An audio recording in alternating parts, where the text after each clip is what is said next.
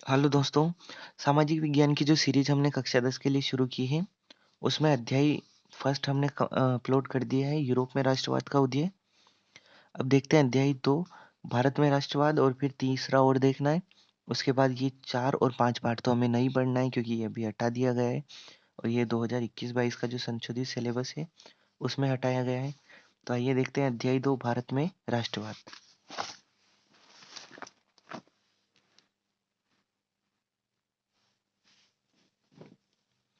देखिए भारत में राष्ट्रवाद, प्रथम विश्व युद्ध का क्या प्रभाव पड़ा था भारत में राष्ट्रवाद का। यह है अध्याय 2।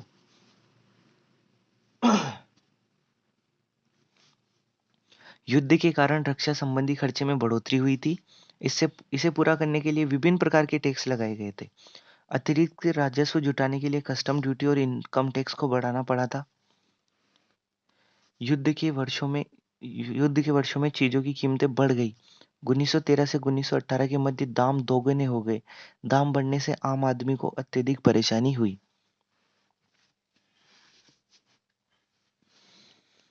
अगला है ग्रामीण इलाकों से लोगों को जबरन सेना में भर्ती किया जाने लगा, जिससे लोगों में बहुत ज्यादा गुस्सा था। भारत के कई भागों में उपज खराब होने के कारण भोजन की भी कमी थी। इन्फ्लुएंजा की महामारी की समस्या ने इस व्यवस्था को और ज्यादा गंभीर कर दिया था। अगला है 1921 की जनगणना के अनुसार अकाल और महामारी के कारण 120 से 130 लाख तक लोग मारे गए थे। 120 से 130 लाख।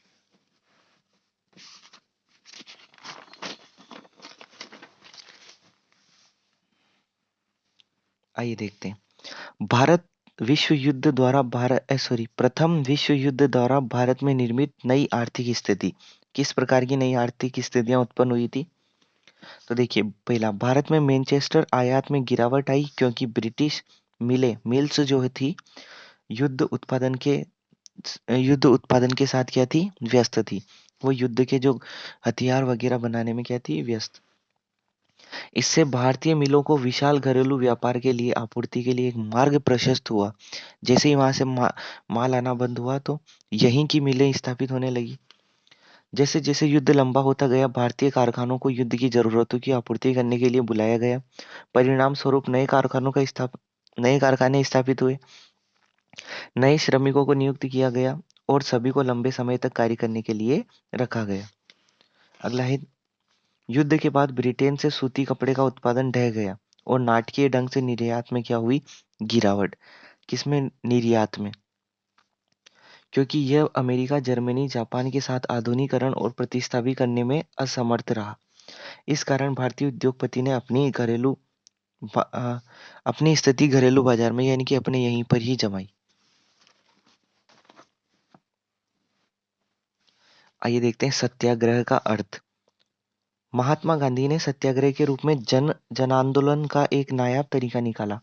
अर्थात यदि कोई सही मकसद के से लड़ रहा है तो उसे अपने ऊपर हो रहे अत्याचार से लड़ने के लिए ताकत की जरूरत नहीं है, वह अहिंसा के द्वारा भी जीत सकता है।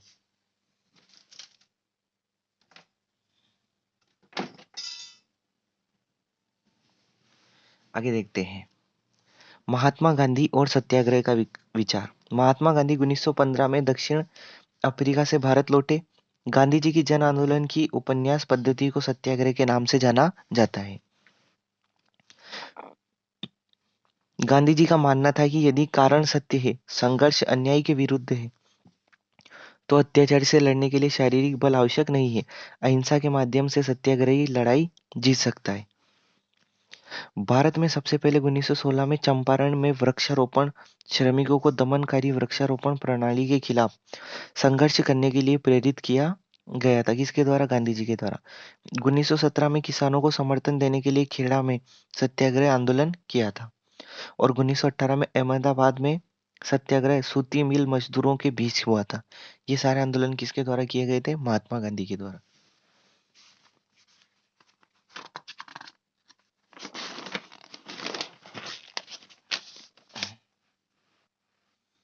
आइए देखते हैं हिंद स्वराज क्या है। महात्मा गांधी द्वारा लिखित प्रसिद्ध पुस्तक जिसमें भारत में ब्रिटिश शासन के असहयोग पर जोर दिया गया था? कौन सी पुस्तक? हिंद स्वराज। अगला है रोलेट एक्ट 1919। इंपीरियन लेजिस्लेटिव काउंसिल द्वारा 1919 में रोलेट एक्ट को पारित किया गया। भारतीय सदस्यों ने इसका समर्थन नहीं किया, लेकिन फिर भी यह पारित हो गया था। इस एक्ट ने सरकार को राजनीतिक गतिविधियों को कुचलने के लिए असीम शक्ति प्रदान की। इसके तहत बिना ट्रायल के ही राजनीतिक कैदियों को 2 साल तक बंदी बनाया जा सकता है। यानी कि उनके ऊपर यदि कोई केस भी नहीं है तो उनको केवल ट्रायल के लिए ही 2 साल के लिए बंदी बनाया जा सकता है। 6 अप्रैल 1919 को रोलेट एक्ट के विरोध में गांधी जी ने राष्ट्रव्यापी आंदोलन की शुरुआत की। देखते हैं। हड़ताल को भारी समर्थन प्राप्त हुआ। अलग अलग शहरों से लोग समर्थन के लिए निकल पड़े। दुकानें बंद हो गई। रेल कारखानों के मजदूर हड़ताल पर चले गए। अंग्रेजी हुकूमत ने राष्ट्रवादियों पर कठोर कदम उठाने का निर्णय लिया। कई स्थानीय नेताओं को बंदी बनाया और महात्मा गांधी को दिल्ली में प्रवेश से रोक लगा दी। ये क्या था? Rowlatt act. आइए देखते हैं मशहूर जलियांवाला बाग की घटना। 10 अप्रैल 1919 को अमृतसर में पुलिस ने शांतिपूर्ण प्रदर्शनकारियों पर गोली चलाई। इसके कारण लोगों ने जगह जगह सरकारी संस्थानों पर आक्रमण शुरू कर दिए। अमृतसर में मार्शल लॉ लागू हो गया और इसकी कमान जनरल डॉयर के हाथों में सौंप दी गई। आगे देखते हैं। जलियांवाला बाग का दुखद नरसंहार 13 अप्रैल को उस दिन हुआ जिस दिन पंजाब में बैसाखी मनाई जा रही थी। ग्रामीणों का एक जत्था जलियांवाला बाग में लगे एक मेले में शरीक होने आया था। यह बाग चारों तरफ से बंद था और निकलने के रास्ते संकीर्ण थे। जनरल डॉयर ने निकलने के सभी रास्ते बंद करवा दिए और भीड़ पर गोलियां चलवा दी। इस घटना में सैकड़ों लोग मारे गए थे। सरकार का रवैया बड़ा बड़ा ही क्रूर था। इससे चारों तरफ क्या फैल गई? हिंसा। तथा महात्मा गांधी ने आंदोलन वापस ले लिया क्योंकि वे हिंसा नहीं चाहते थे। आगे देखते हैं। आंदोलन के विस्तार की आवश्यकता क्यों पड़ी? रोलेट सत्याग्रह केवल शहरों तक ही सीमित था। महात्मा गांधी को लगा कि भारत में आंदोलन का विस्तार होना चाहिए। उनका मानना था कि यह तभी हो सकता है जब हिंदू और मुसलमान एक मंच पर आ।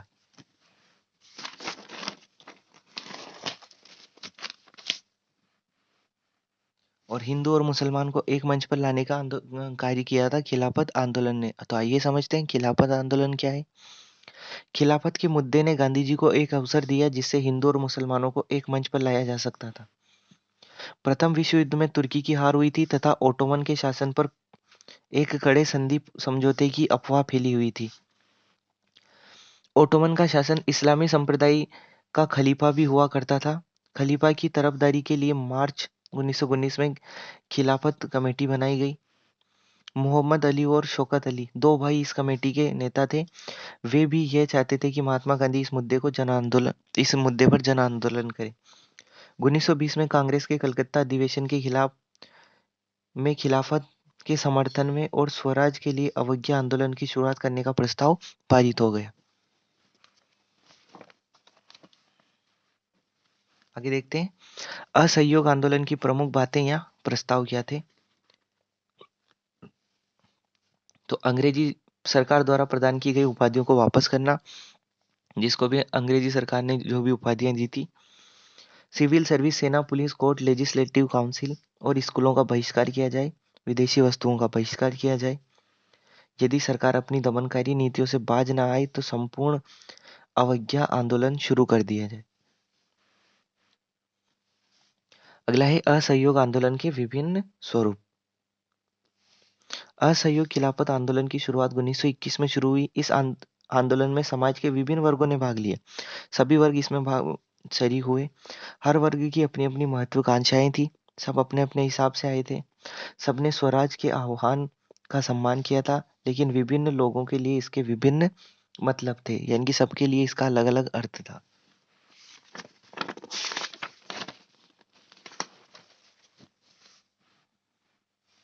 देखते हैं। भारत की अर्थव्यवस्था पर असहयोग आंदोलन के प्रभाव।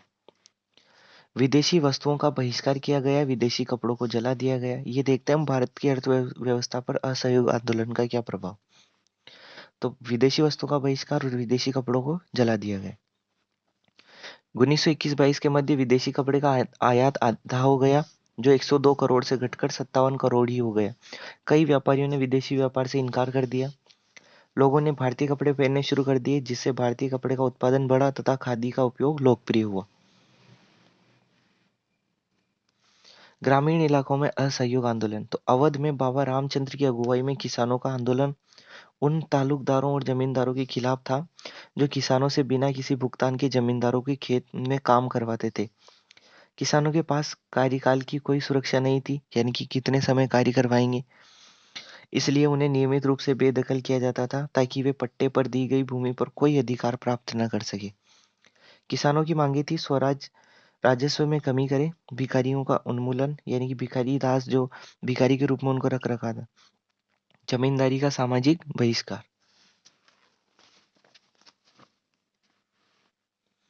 देखते हैं उग्रवादी गुरिल्ला आंदोलन क्या था। आंध्र प्रदेश के गुडेम हिल्स में 1920 के दशक में शुरुआत में औपनिवेशिक सरकार द्वारा वन क्षेत्रों को बंद करने के खिलाफ एक उग्रवादी गुरिल्ला आंदोलन फैला।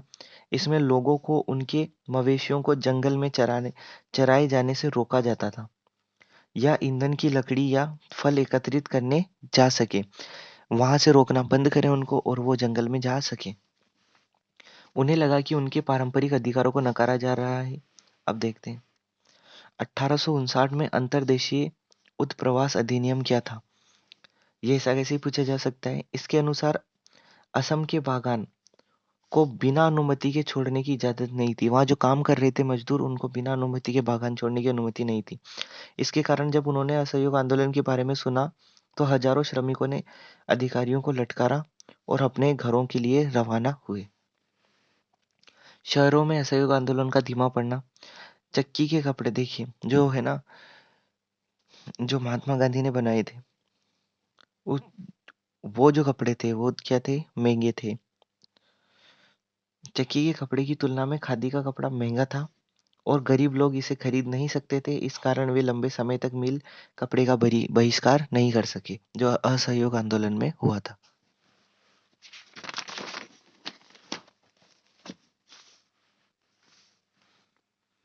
देखिए वैकल्पिक संस्थानों की कमी थी, जिस कारण छात्रों शिक्षकों ने सरकारी स्कूल में आना वापस प्रारंभ कर दिया और वकीलों ने वकालत वापस शुरू कर दी थी। ये कारण था।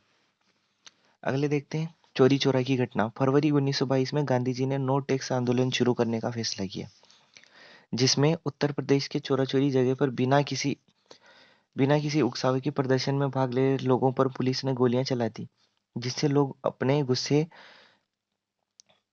जिससे लोग अपने गुस्से में हिंसक हो गए और पुलिस स्टेशन में तथा गाड़ियों में आग लगा दी, जिससे कई पुलिसकर्मी जिंदा जलकर मर गए थे।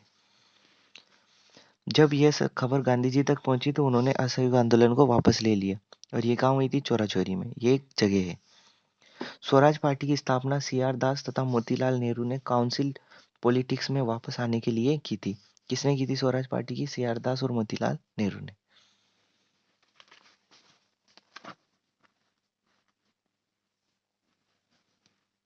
आगे देखते हैं सविनय अवज्ञा आंदोलन की शुरुआत के कारण। तो 1921 के अंत आते आते कई जगह आंदोलन हिंसक होने लगा था। फरवरी 1922 में गांधी जी ने असहयोग आंदोलन वापस लेने का निर्णय किया। कांग्रेस के कुछ नेता भी जन आंदोलन से थक गए थे और राज्यों के काउंसिल चुनावों में हिस्सा लेना चाहते थे। कई नेताओं का मानना था कि सिस्टम का भाग बनकर अंग्रेजी नीतियों का विरोध करना ही महत्वपूर्ण है। मोतीलाल नेहरू, सी.आर. दास जैसे नेताओं ने कांग्रेस के भीतर ही स्वराज पार्टी बनाई और काउंसिल की राजनीति में भागीदारी की वकालत करने लगे। सुभाष चंद्र बोस और जवाहरलाल नेहरू जैसे नए नेता जन आंदोलन और पूर्ण स्वराज के पक्ष में थे। यह कांग्रेस में अंतर्द्वंद और अंतर्विरोध का काल था। इसी काल में ग्रेट डिप्रेशन का असर भी भारत में देखने को मिला। 1926 में खाद्यान्न की कीमतों में गिरावट आने लगी और 1930 तक मुंह के बल गिरी। ग्रेट डिप्रेशन के कारण पूरे देश में तबाही का माहौल था।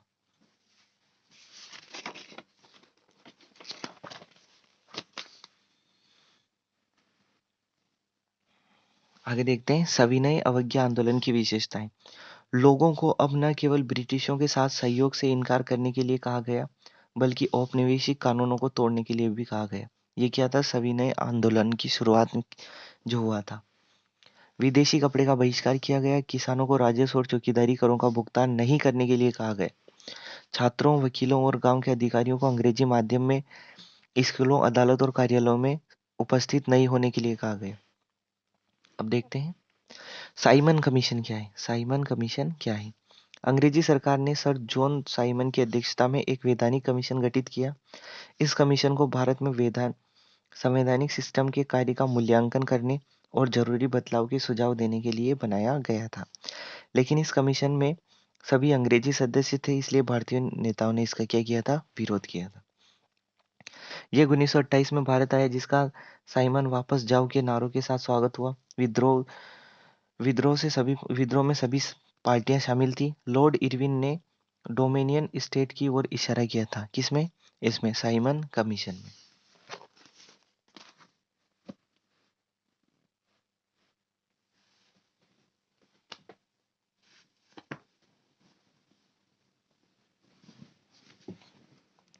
लेकिन इसकी समय सीमा नहीं बताई गई थी। इसने भविष्य के संविधान पर चर्चा करने के लिए गोलमेज सम्मेलन को न्योता दिया था। किसने दिया था ये? उग्र नेता कांग्रेस के प्रभावशाली होते जा रहे थे। उग्र नेता कांग्रेस में क्या हो रहे थे? प्रभावशाली। वे अंग्रेजों के प्रस्ताव से संतुष्ट नहीं थे, जबकि नरम दल के नेता डोमिनियन स्टेट के पक्ष में थे, लेकिन कांग्रेस में इनका प्रभाव बहुत ही कम था। दिसंबर 1929 में जवाहरलाल नेहरू की अध्यक्षता में लाहौर अधिवेशन हुआ।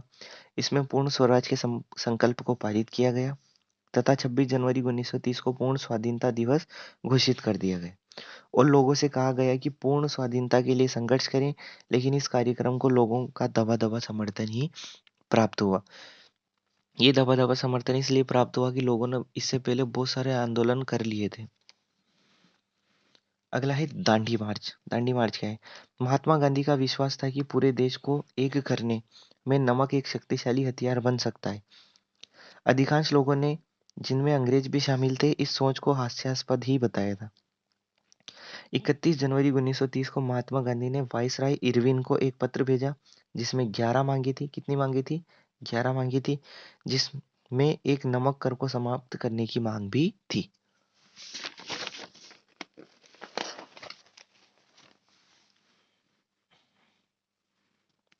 देखिए, महात्मा गांधी का पत्र एक अल्टीमेटम था। अगर 11 मार्च तक उनकी मांगे पूरी नहीं हुई तो वो सविनय अवज्ञा आंदोलन शुरुआत कर देंगे। महात्मा गांधी ने अपने विश्वसनीय 78 स्वयं सेवकों के साथ प्रसिद्ध नमक मार्च की शुरुआत की। कितने के साथ? 78। इसे गांधी जी ने 12 मार्च 1930 को शुरू किया, जिसमें 24 दिनों तक चलकर साबरमती से दांडी तक 240 मील की दूरी तय की। 6 अप्रैल को वह दांडी पहुंचे और औपचारिक रूप से कानून का उल्लंघन किया। समुद्री पानी को उबालकर किसका निर्माण किया? नमक का, जिससे सविनय अवज्ञा आंदोलन की शुरुआत हुई। आगे देखते हैं सविनय अवज्ञा आंदोलन में किसने भाग लिया।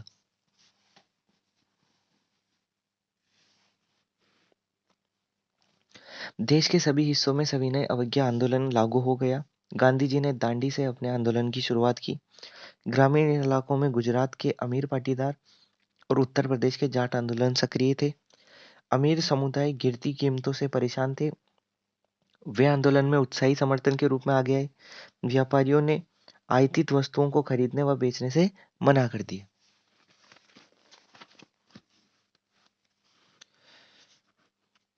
नागपुर क्षेत्र के औद्योगिक श्रमिक वर्ग ने सविनय अवज्ञा आंदोलन में भाग लिया, परंतु अछूतों द्वारा इस आंदोलन में कम भागीदारी निभाई गई। आगे देखते हैं 1932 की पुनः संधि। डॉक्टर अंबेडकर और गांधी जी के बीच हस्ताक्षर हुए। इसने केंद्रीय प्रांतीय परिषदों में उदास वर्ग यानी कि जो निम्न वर्ग थे उनको आरक्षित सीटें दी, जिससे उन्हें आम मतदाताओं द्वारा वोट दिया जाना शामिल था। अगला है सामूहिकता की भावना। विभिन्न सांस्कृतिक प्रक्रियाओं ने भारतीयों की कल्पना को पकड़ लिया और सामूहिकता की भावना को बढ़ावा दिया, जिसमें पहला है आकृतियों या चित्रों का उपयोग। भारत की पहचान भारत माता की छवि के साथ नेत्रहीन रूप से जुड़ी थी।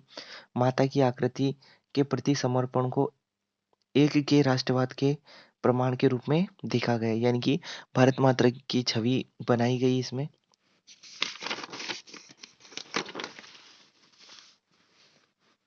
अगला है भारतीय लोकगीत। राष्ट्रवादियों ने लोकगीतों कहानियों की रिकॉर्डिंग का उपयोग करना शुरू कर दिया, जिस पे उन्हें विश्वास था। तीसरा है झंडे के रूप में चिन्ह और प्रतीकों का उपयोग। तिरंगे झंडे को उतारना और मार्च के दौरान इसे धारण करना अवहेलना का प्रतीक बन गया और सामूहिकता की भावना को बढ़ावा मिला। और अगला है इतिहास की पुनर्व्याख्या। भारतीयों ने भारतीयों ने विज्ञान, गणित, धर्म और संस्कृति आदि के क्षेत्र में प्राचीन काल के गौरवशाली विकास को फिर से देखने के लिए अतीत की ओर देखना शुरू कर दिया और अतीत से बहुत सारे क्रांतिकारियों के बारे में लोगों को बताना शुरू किया, इतिहास के बारे में बताना शुरू किया। तो दोस्तों ये हमारा दूसरा चैप्टर भी कंप्लीट हो चुका है। नोट्स बना लीजिए, इसको वीडियो को रोक कर आप नोट्स बना सकते हैं। चैनल पर नए हो तो चैनल को सब्सक्राइब जरूर करें। मिलते हैं नेक्स्ट वीडियो में, तब तक के लिए धन्यवाद।